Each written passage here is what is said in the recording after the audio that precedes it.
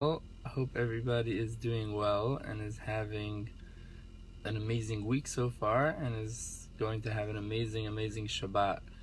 The Torah tells us in the beginning of this week's Parsha, the Torah talks about the Mishpatim, which is a very detail-oriented information guide on all different types of laws in the Torah, how to deal with monetary laws, how to deal with money lending, etc. And in the beginning of the Parsha, there's a very interesting conversation that takes place in the commentaries. And the Torah tells us that the beginning of the Parsha starts off, Ve'eleh HaMishpatim. These are the laws. And Asher Tasim Lifneihem continues the verse that you shall place, God is speaking to Moses, you shall place in front of them. And the commentaries discuss what this means that you should place in front of them.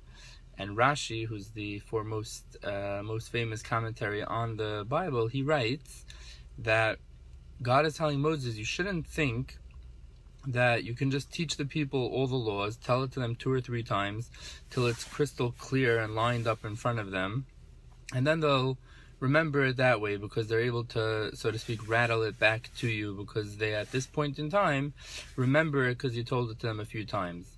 So God says to Moses, that's not what you should do. Rather, Asher Tasim Lifneihem, place in front of them. What that means is, it has to be like a Shulchan Aruch. It has to be like a set table in front of you. And we know that the Code of Jewish Law, which is our 4 books of all the laws that we know of in the Torah, that's actually called the Shulchan Aruch. And it's the same word that's used over here, referring to a set table.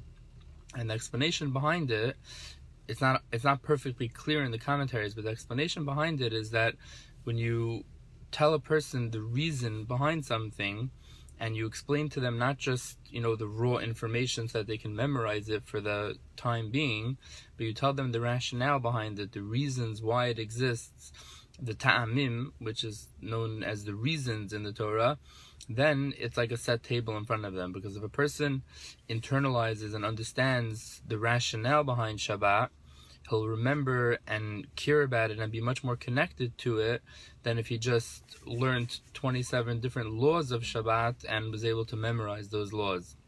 And it's a very, very important lesson for us in life and in Torah study and in general, that if we want to connect with someone and we want to have a deeper relationship, then getting to know them and getting to know the reasons, so to speak, behind them, what makes them tick, what they like, what they appreciate, that creates a much greater connection. And likewise, what the Torah is telling us over here is that with Torah, when we understand the reasoning behind it, when we sit down to study what tefillin is and what Shabbat is and why we have Shabbat and what the Torah wants us to glean from these mitzvot, then we feel much more connected to them, then we understand them much better.